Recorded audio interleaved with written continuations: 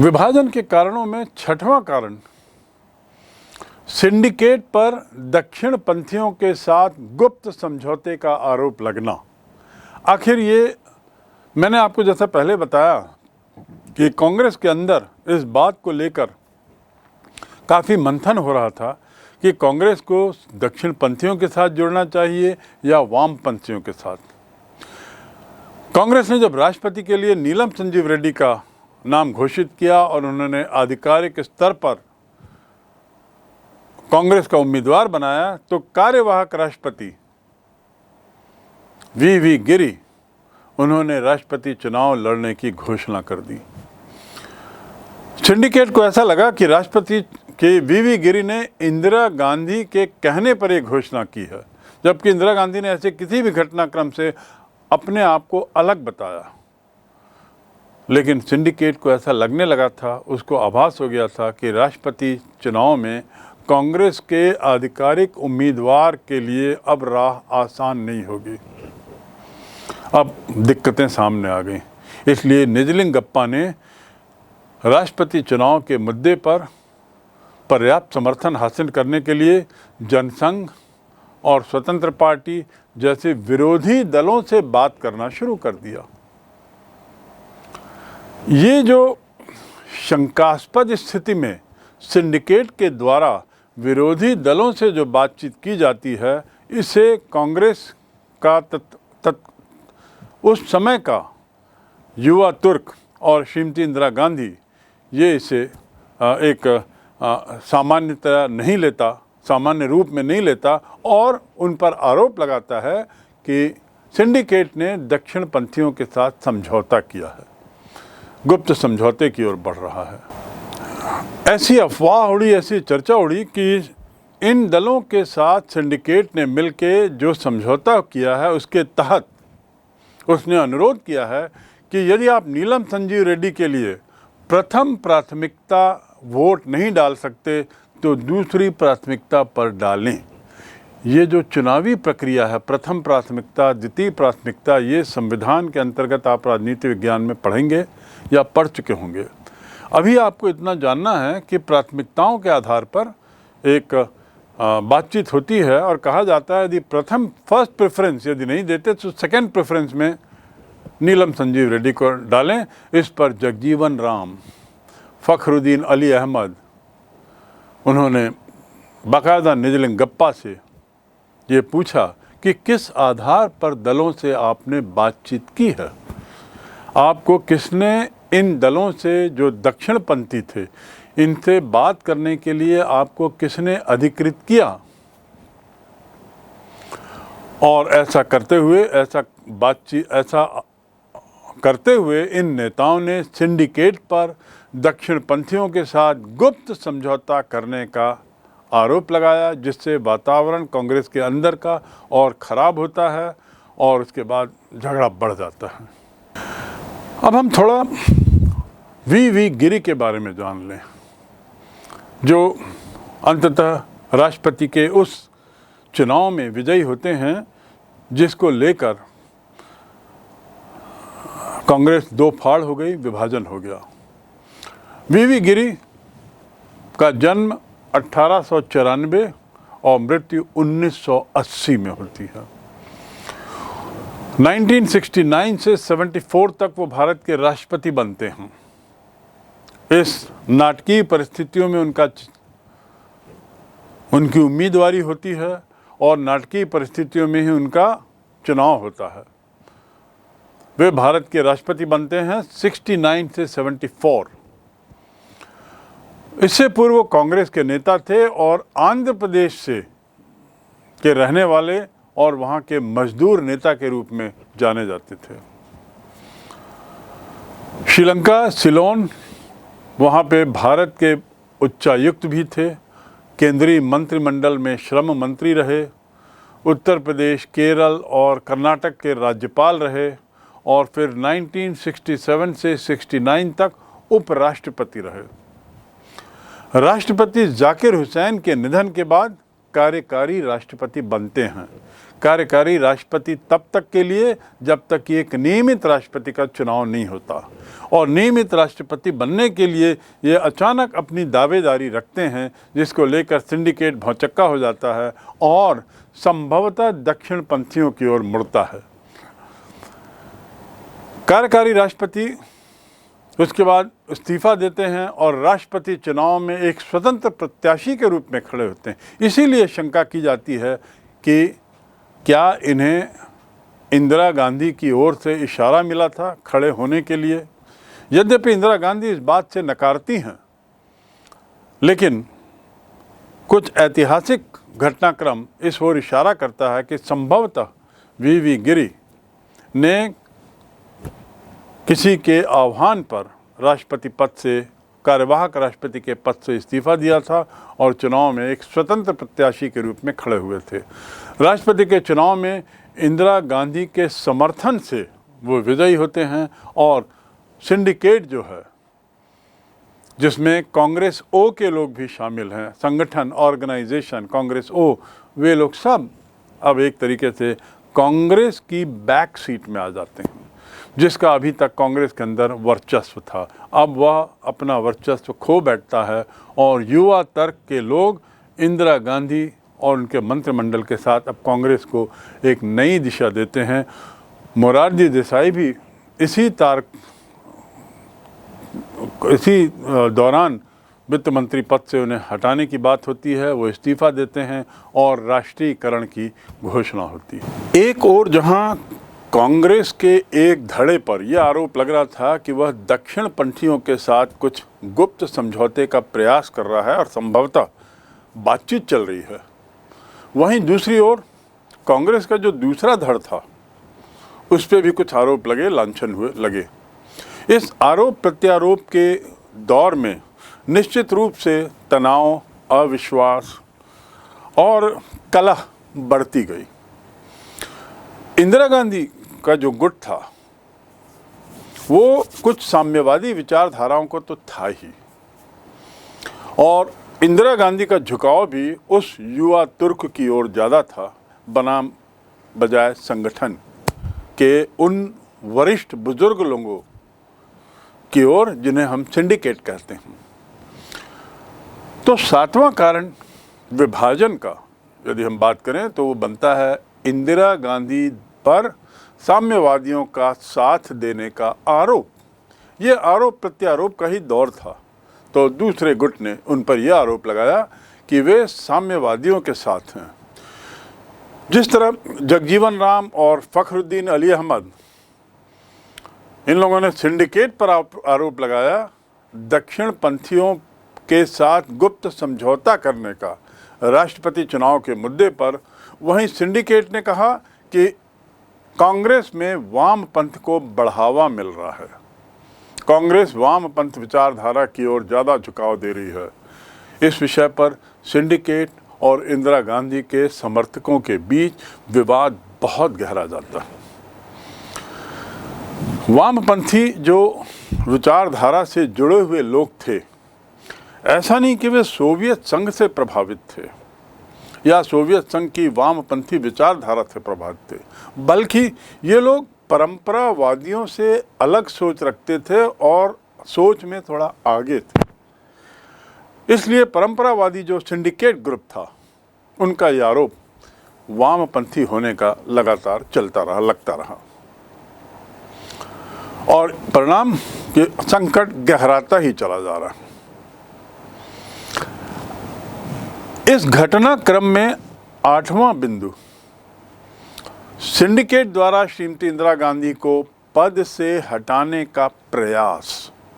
अब जब बात बनती नहीं है और बात बहुत बिगड़ती जाती है, गहरी खाई बढ़ती चौड़ी होती चली जाती है, तो अंत में सिंडिकेट प्रयास करता है कि किसी तरह से इंदिरा गांधी को, जिसने उन्हें एक पॉन के रूप में, एक प्यादे के रूप में प्रधानमंत्री पद पर बैठाया था और जो अब स्वयं स्वतंत्र अस्तित्व बनाने का प्रयास कर रही हैं, उन्हें पद से हटाने का ये उचित समय है।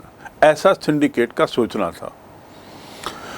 कांग्रेस के आधिकारिक उम्मीदवार की हार होती है 1969 में, नीलम संजीव रेड्डी, और उसके बाद सिंडिकेट मन बना लेता है कि कम से कम इंदिरा गांधी को पदच्युत किया जाए, ऐसी पृष्ठभूमि बनाई जाए जिससे इंदिरा गांधी विवश हो जाएं इस पद से इस्तीफा देने के लिए। और उसके लिए उन्होंने प्रयास किया, सिंडिकेट ने काफ़ी प्रयास किया, परंतु इसके विरोध में 60 से अधिक कांग्रेसी सदस्यों ने निजलिंगप्पा के खिलाफ अविश्वास प्रस्ताव लाने की बात कर दी। 60 से ज़्यादा लोगों ने सिंडिकेट के इस प्रयास के विरोध का जो नेतृत्व कर रहे थे निजलिंगप्पा, उनके खिलाफ अविश्वास प्रस्ताव कांग्रेस पार्टी के अंदर ही लाने की बात कही। 23 अगस्त 1969 को जो कांग्रेस की संसदीय बोर्ड की बैठक होती है, उसमें अधिकांश सदस्यों ने इंदिरा गांधी का पक्ष लिया और इस प्रकार सिंडिकेट की यहाँ पर भी एक तरीके से हार होती है, पराजय होती है। मामला कितना गहरा गया, दोनों के बीच कितनी दूरियां बढ़ गईं। निश्चित था एक दिन इस सब घटनाक्रम की परिणति विभाजन के रूप में होनी थी, केवल समय की बात थी। कब होगा ये विभाजन, कब होगा, बस यही देखने वाली बात थी। विभाजन होना तय था, ये अब सबको लगभग स्पष्ट हो चुका था।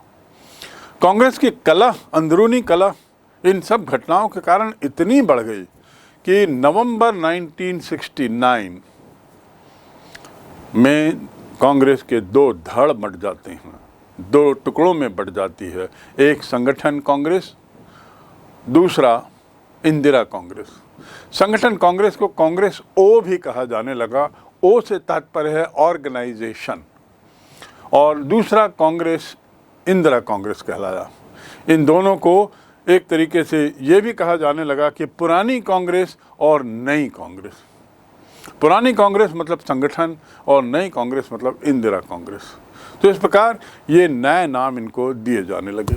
यदि 1947 में मात्र एक राष्ट्रीय स्तर की पार्टी थी और बाद में नए नए दलों का उदय हुआ, जिसका जिक्र हमने शैशवावस्था काल के संदर्भ में किया है, तो थोड़ा सा आपको इसमें अपडेट होना ज़रूरी है कि चुनाव आयोग, जिसके मातहत ये सब चुनावों की जिम्मेदारी होती है, उसने वर्तमान में 8 पार्टियों को राष्ट्रीय पार्टी का दर्जा दिया है, 8 को, और करीब करीब 54 राजनीतिक दलों को राज्य स्तरीय पार्टी का दर्जा मिला हुआ है। राष्ट्रीय पार्टियां और राज्य स्तरीय पार्टियां।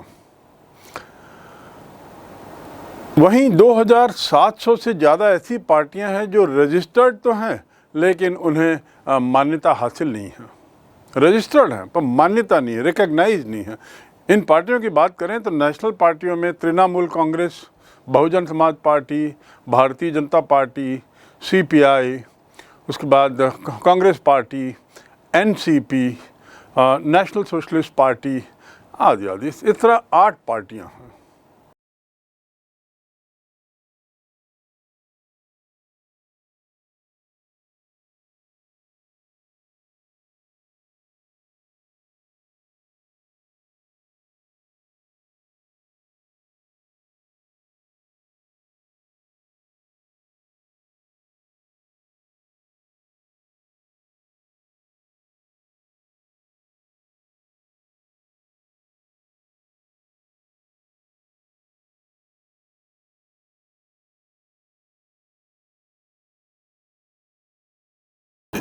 यदि राज्य पार्टियों की बात करें तो जो मैंने 54-55 पार्टियों का बताया है, निर्वाचन आयोग ने उन्हें मान्यता दी है, तो आप पाएंगे कि मूलतः कि लगभग हर राज्य में 2-3 पार्टियां औसतन राज्य पार्टियां हैं। छत्तीसगढ़ के संदर्भ में बात करें तो छत्तीसगढ़ में एक ही राज्य पार्टी है, छत्तीसगढ़ कांग्रेस। आज़ादी से पहले केवल 2 ही क्षेत्रीय पार्टियां थीं। इसके मायने ये हैं कि क्षेत्रीय पार्टियों का इतिहास आज़ादी के पहले का है।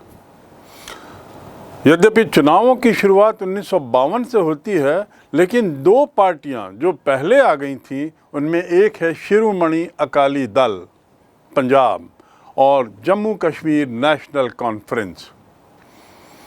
ये दो पार्टियां स्वतंत्रता से पूर्व स्थापित हो गई थी, क्षेत्रीय पार्टियां। ये एक आपकी जानकारी के लिए, अहम जानकारी के लिए ये बात बताई जा रही है। इसके अलावा जाति, समुदाय, धर्म, भाषा आदि को लेकर पार्टियों का गठन होता चला गया और नई नई क्षेत्रीय पार्टियां शुमार होती गईं। डीएमके और एआईडीएमके ऐसी दो पार्टियां रही पूर्व में जिन्होंने दो राज्यों में अपनी सरकार बनाई,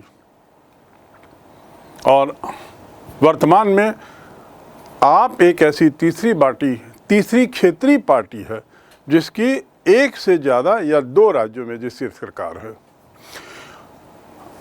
इन पार्टियों की यदि बात करें तो मैंने जैसे बताया आपको कि 8 पार्टियों को राष्ट्रीय पार्टी का दर्जा दिया गया था, और ये पार्टियां राष्ट्रीय दर्जे की पात्रता किस प्रकार रखती हैं, किन कारणों से रखती हैं, ये चुनाव आयोग के नियमावली के आधार पर तय होता है। कैसे मिलता है राष्ट्रीय पार्टी का दर्जा, थोड़ा ये जानना भी हमारे लिए अहम है। 3 में से कोई सी भी एक शर्त पूरी करना होगा। 3 शर्तें आपको यहाँ दिख रही हैं। इनमें से कोई सी भी एक शर्त पूरी करने पर चुनाव आयोग द्वारा किसी दल को राष्ट्रीय दल का दर्जा दिया जाता है। वो 3 शर्तें, कोई भी दल, उनमें से पहली शर्त यह है, कोई भी दल जिसे 4 राज्यों में राज्य स्तरीय पार्टी का दर्जा मिला हो। 4 राज्यों में जिसे राज्य स्तरीय पार्टी का दर्जा मिला हो उसे राष्ट्रीय पार्टी कहा जा सकता है। दूसरा, पार्टी 3 अलग अलग राज्यों में मिलाकर लोकसभा की 2% सीट जीते, अर्थात 11 सीटें। 11 सीटें 3 अलग अलग राज्यों से जीते। तीसरा, यदि कोई पार्टी 4 लोकसभा सीट जीतती है और विधानसभा में 4 राज्यों में 6% मतदान मिलता है, उसके पक्ष में आता है, तो यानी एक शर्त जो है वो केवल 4 राज्यों से संबंधित है, दूसरी शर्त जो है वो लोकसभा से संबंधित है, और तीसरी शर्त लोकसभा और 4 राज्यों से संबंधित, बल्कि लोकसभा और 4 राज्यों से संबंधित है। तो इनमें से कोई सी भी एक शर्त पूरी करने पर राष्ट्रीय पार्टी का दर्जा मिलता है।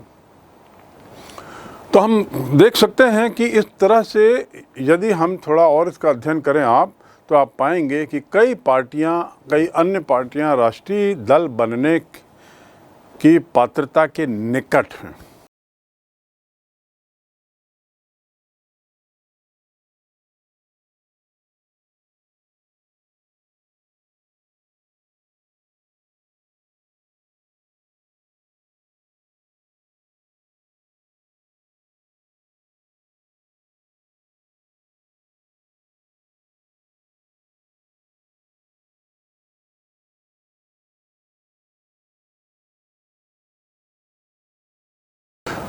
तो गैर कांग्रेसवाद को हम कुछ इस रूप में भी देख सकते हैं। तो यदि उसकी पहली बात हो, विपक्षी दल जन विरोध की अगुवाई करते हैं। कांग्रेस की विरोधी पार्टियां महसूस करती हैं कि इनके वोट बढ़ जाने के कारण कांग्रेस हमेशा सत्तासीन रहती है और हम पराजित होते हैं, इसलिए एकीकरण की आवश्यकता महसूस की जाती है। अलग अलग विचारधारा, अलग अलग कार्यक्रम इन सब पार्टियों के थे। तो एक तरीके से इनमें ध्रुवीकरण होता है, एकीकरण उसके बाद ध्रुवीकरण। अन्य राज्यों में सीटों के मामले में चुनावी तालमेल करते हैं। कुछ राज्यों में कांग्रेस विरोधी मोर्चा बनता है और सभी दल एकजुट हो जाते हैं। ये जो 3 बिंदु हैं, इसके परिणाम क्या होता है? परिणाम ये होता है कि एक रणनीति के तहत अब काम होता है और वह रणनीति है गैर कांग्रेसवाद। उसका नेतृत्व कौन कर रहे हैं? राम मनोहर लोहिया और उनके साथ उनके सहयोगी कर्पूरी ठाकुर आदि आदि। राम मनोहर लोहिया ये वही थे जिन्होंने इसे गैर कांग्रेसवाद कहा और उसके पक्ष में सैद्धांतिक तर्क देते हैं और कहते हैं कि कांग्रेस का शासन जो है वह अलोकतांत्रिक और गरीब लोगों के हितों के खिलाफ है। इसीलिए गैर कांग्रेसियों को एकजुट होना जरूरी है, साथ में आना जरूरी है ताकि गरीबों के हक में लोकतंत्र को वापस लाया जाए। 1967 के चुनाव को एक सरसरी नज़र से यदि हम देखें, जो चौथा आम चुनाव था, तो उसका कुछ जो फ्लो चार्ट बनता है वो इस प्रकार बनेगा कि नेहरू के बिना पहली बार कांग्रेस सामना करती है। दूसरा बिंदु, चुनाव परिणाम में राष्ट्रीय और प्रांतीय स्तर पर कांग्रेस को धक्का लगता है, दोनों स्तर पर, अर्थात उसकी सीटों की संख्या, उसके वोट मत की प्रतिशत की संख्या में भारी गिरावट। और तीसरा, इसी गिरावट को राजनीतिक भूकंप की संज्ञा दी जाती है। जहाँ तक चुनाव परिणाम की बात है, उसके 3 अहम बिंदु हैं। पहला, इंदिरा गांधी के मंत्रिमंडल के आधे मंत्री चुनाव हार गए जैसे तैसे लोकसभा में। दूसरा बिंदु, जैसे तैसे लोकसभा में कांग्रेस बहुमत बनाती है, यद्यपि उसके प्रतिशत में भारी कमी है। और तीसरा बिंदु, 7 राज्यों में से बहुमत नहीं मिलता है। 7 राज्यों में बहुमत नहीं मिलता है। 2 अन्य में दल बदल के कारण कांग्रेस की सरकार ले दे के बन पाती है। तो ये जो 9 राज्य देश के हर भाग में आप देखेंगे, जो मैंने आपको बताया पूर्व में, पूरे देश में इसका जो फैलाव है, यानी गैर कांग्रेसवाद का फैलाव किसी एक क्षेत्र में नहीं था, वो क्षेत्रीय फैलाव नहीं था, वो विस्तारित था, फैला हुआ था। कुल मिलाकर ये जो चुनाव है, इसमें बड़े कुछ अजीब अनुभव हुए, कुछ नई नई बातें सामने आई। पहली बात, मद्रास प्रांत में क्षेत्रीय पार्टी सत्ता में आती है, जिसे द्रविड़ मुनेत्र कजगम कहते हैं। और ये जो सत्ता में आती है, उसका मुख्य कारण है इसका हिंदी विरोध। ये बड़ी अजीब बात थी कि हिंदी विरोध को लेकर एक दल सत्ता हासिल करने में सफल हो गई। ये दूसरा बिंदु जो विचित्र है। तीसरा, यहाँ हिंदी को राजभाषा के रूप में केंद्र द्वारा अपने पर थोपे जाने का विरोध कर रहे थे लोग कि थोपा न जाए। तो ये थोपने की प्रवृत्ति का विरोध द्रविड़ मुनेत्र कजगम द्वारा सफलतापूर्वक किया गया और परिणाम सत्ता उनको मिलती है। चुनाव इतिहास में पहली घटना जब किसी गैर कांग्रेस दल को किसी राज्य में पूर्ण बहुमत मिलता है, ये वही तमिलनाडु के द्रविड़ मुनेत्र कजगम के साथ होता है। गैर कांग्रेसी सरकार अपने बल पर पूर्ण बहुमत पाए। उसके विपरीत 8 अन्य राज्यों में गैर कांग्रेसी दलों की गठबंधन सरकार बनती है। और गठबंधन में बता चुका हूँ, लोग कांग्रेस को सत्ता में बैठे हुए देखने के आदी थे। उनके लिए बड़ा विचित्र अनुभव हो गया। तो ये विचित्रताएं कुछ हम इस चुनाव में देखते हैं। एक आदतन हमको आदत थी कि ये सब कांग्रेस कांग्रेस कांग्रेस सभी जगह वही है। ये पहली बार हम कांग्रेस वालों को सत्ताहीन और अन्य लोगों को जो कांग्रेस के सामने बड़े छोटे दिखाई देते थे, उन्हें सत्तासीन देखते हैं। ये विचित्रता इस चुनाव में पहली बार देखी गई, जिसके बाद में फिर हम आदी हो गए। तो अब इंदिरा के सामने 2 चुनौतियां सत्ता में आने पर। पहली, सिंडिकेट से स्वतंत्र मुकाम बनाना।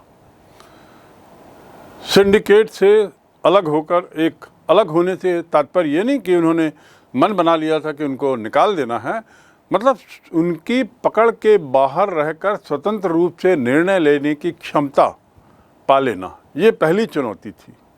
और दूसरी चुनौती कि 1967 के चुनाव में जो कांग्रेस जो ज़मीन हार गई थी, कांग्रेस के नीचे से जो ज़मीन खसक गई थी, जिससे उसका वर्चस्व, उसकी वर्चस्वता पर प्रश्न चिन्ह लग गया था, उसे वापस पाना, उस खोई प्रतिष्ठा को वापस पाना, ये उसकी दूसरी बहुत बड़ी चुनौती थी जो इंदिरा गांधी को अपने प्रारंभिक प्रधानमंत्रित्व काल में जिसका सामना करना पड़ा।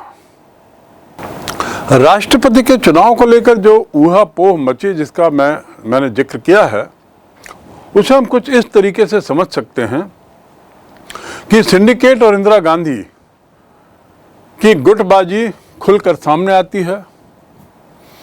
इंदिरा गांधी तत्कालीन उपराष्ट्रपति वी गिरी को आगे बढ़ाती हैं राष्ट्रपति पद के लिए।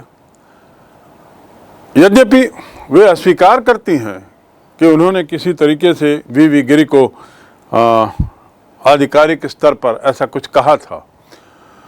दूसरी ओर कांग्रेस अध्यक्ष आदेश जारी करते हैं पार्टी के सांसदों को कि नीलम संजीव रेड्डी को ही वोट डालें। तो आप सोच सकते हैं कि स्थिति कैसी विषम हो गई।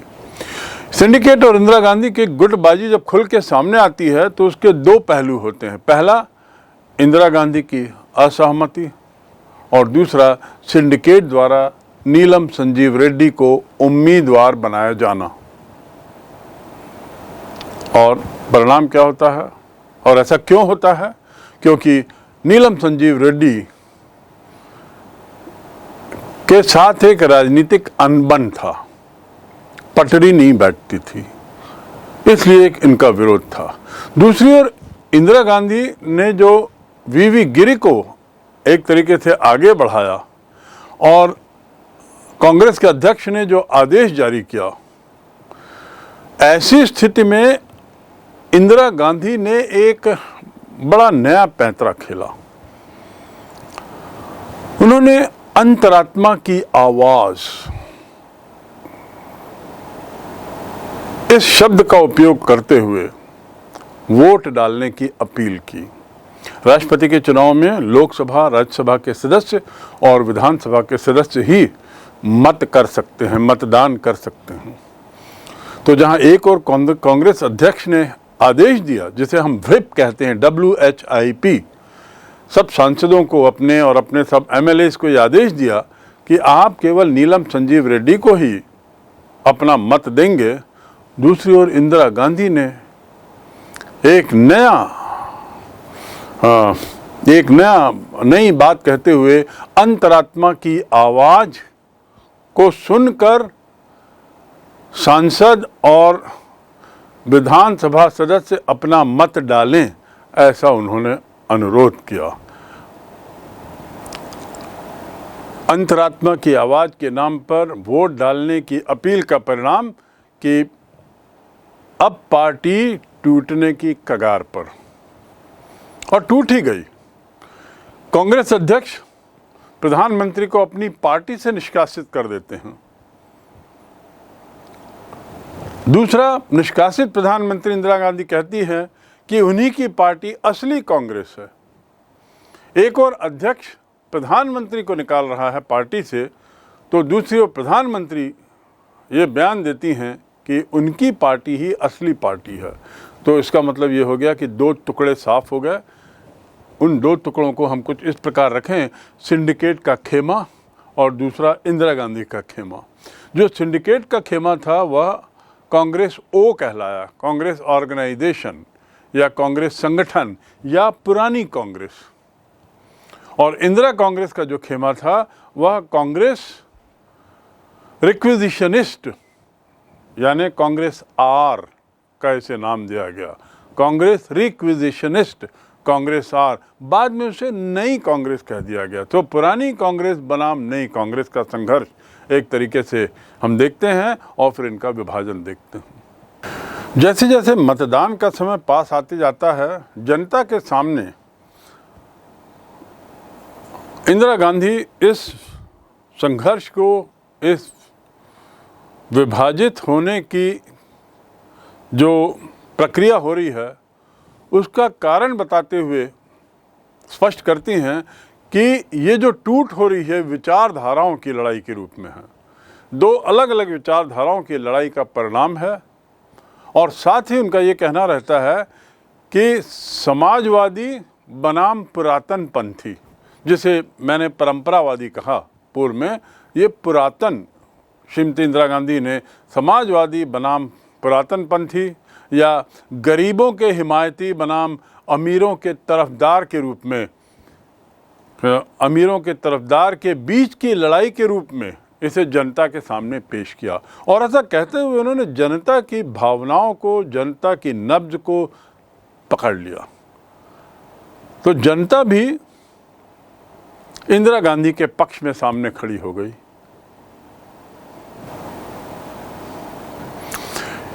इंदिरा गांधी की सफलता या उनकी पुनर्स्थापना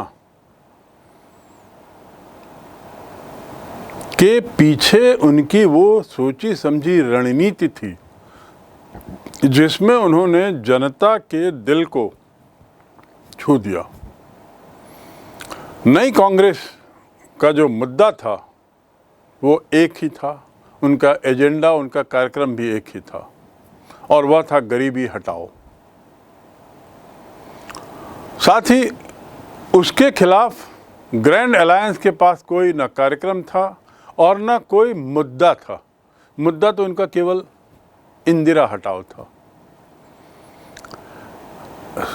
इसके अलावा इंदिरा गांधी ने देश भर में एक सकारात्मक कार्यक्रम पेश किया और गरीबी हटाओ के नारे से इसे जोड़ के समाज के नीचे के तबके के लोगों का भारी समर्थन अर्जित किया।